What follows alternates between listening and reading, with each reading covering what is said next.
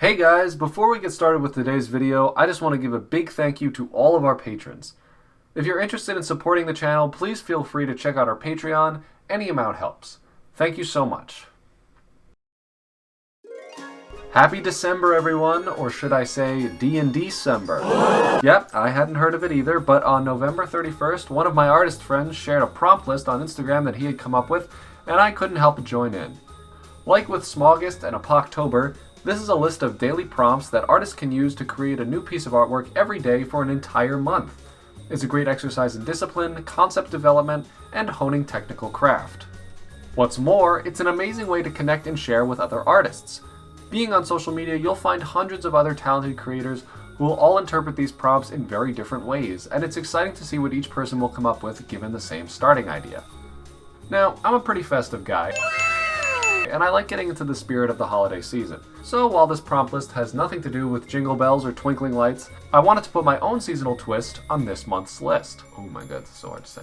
So for every day of December, I will be rolling a 12-sided die, picking my class, and whipping up 31 festive Dungeons & Dragons designs for you guys to enjoy. Without any further ado, let's get into the process and commentary for my first 5 designs of DnDecember.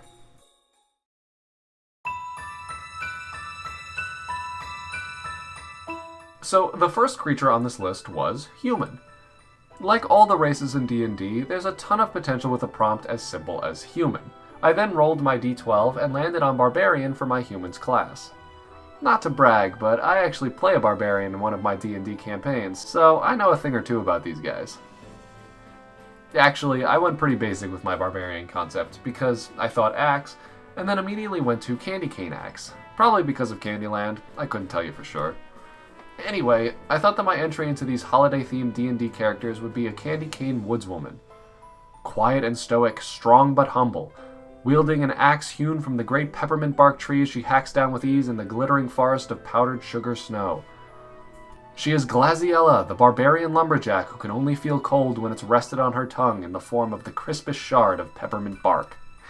It's a lot of fun marrying the dramatic fantasy themes commonly seen in Dungeons & Dragons with simple, fun, and festive imagery we're used to seeing in Macy's catalogs. This piece really defined the aesthetic that I would use in all of my designs succeeding in.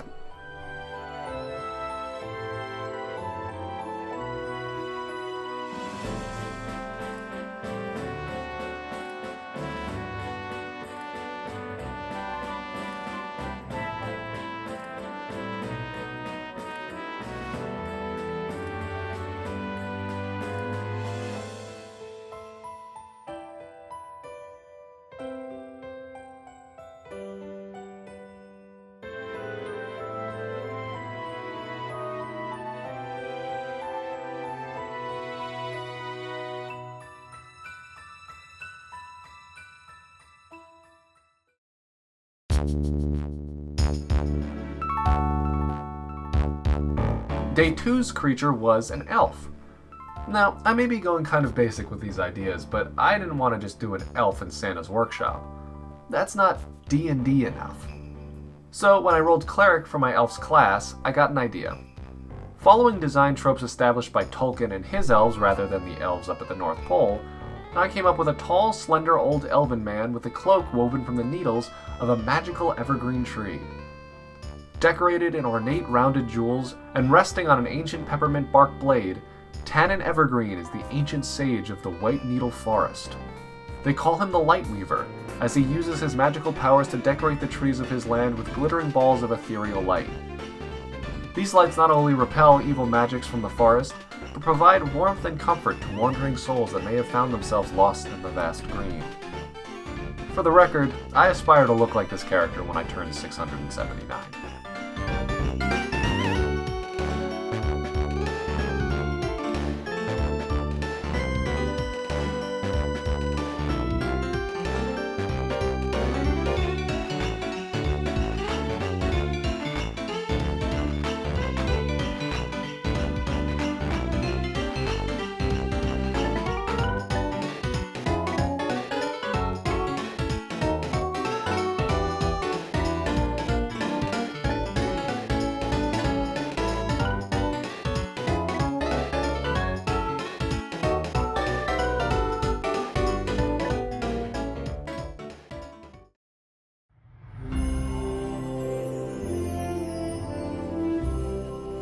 On day 3, the creature prompt was Tiefling.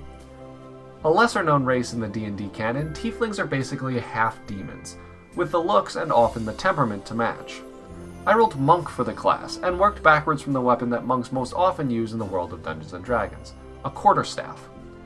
From there I created something like a feral imp that was far more demon than most Tieflings tend to be.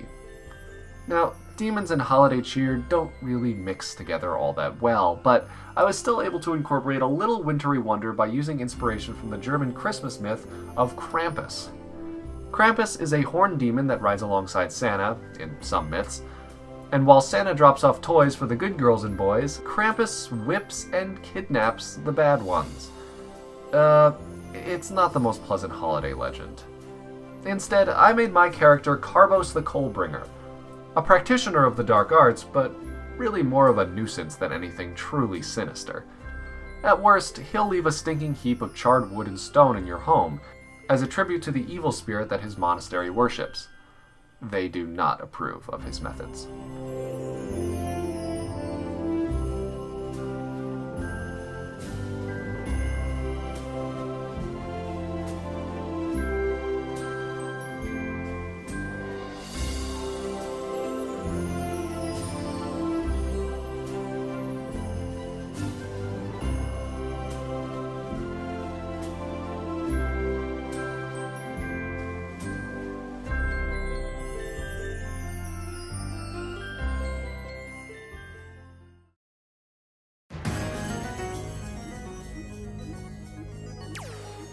Now, day 4 really got me excited.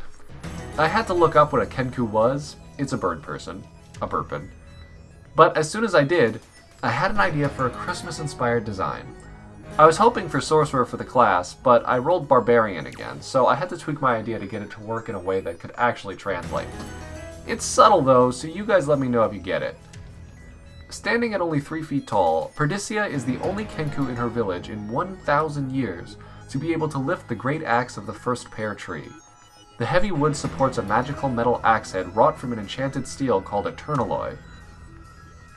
It is said that only one with a true mastery of self-control can harness the strength necessary to lift this weapon, and even then, it takes an immeasurable amount of training and dedication to wield it effectively. Especially if you're a 3-foot bird person who weighs less than 1/10 of the entire weapon.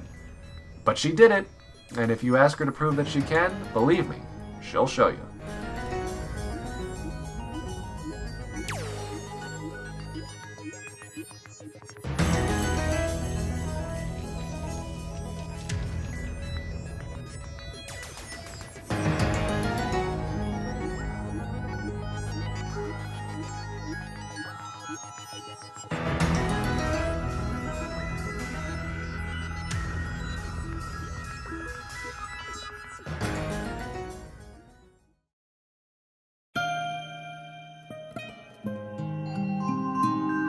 And the last prompt for this week was a dwarf. I rolled Druid for my dwarf's class. Druids are a special kind of magic wielder with an intimate connection with nature. Usually they're elves or humans. I don't think I've ever heard of a dwarf druid, but nevertheless, I had a good idea for what I wanted to do with this prompt. There is a legend, older than most kingdoms, that deep within the mountains of the north lives a powerful and ancient entity. Wielding magics that even the greatest sorcerers of our time could not even dream to learn, this immortal being has been known by many names. And while we know very little about him, some that we can learn is from Gwanda, shepherd of the enchanted herd. She lives in a secluded hut deep within the northern mountains, and while she herself is almost as enigmatic as the ancient spirit, she has told legends to visitors and passerby that the 9 reindeer she tends to are no ordinary livestock. They are in fact servants of this great ancient spirit, and provide aid to his magic with some special sorceries of their own. Of course, Gwanda is also known for her devious nature and a dislike for anyone who trespasses on her land, so there's a pretty good chance that she's making it all up, and the deer are probably just regular old reindeer. That last one's nose is probably only red from the cold.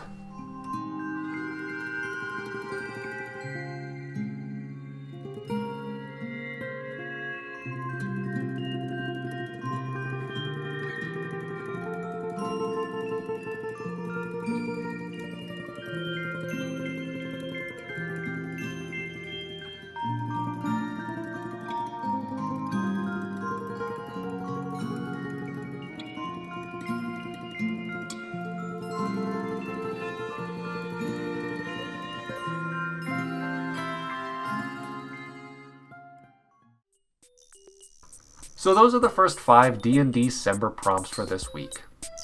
What did you guys think? Which one was your favorite? Let me know down in the comments. And be sure to share any work you do this DnDecember with the tag DnDecember, and I'll share some of my favorite pieces here at the end of next week's video. Thank you guys all so much for watching, happy DnDecember, and I'll see you all in the next video.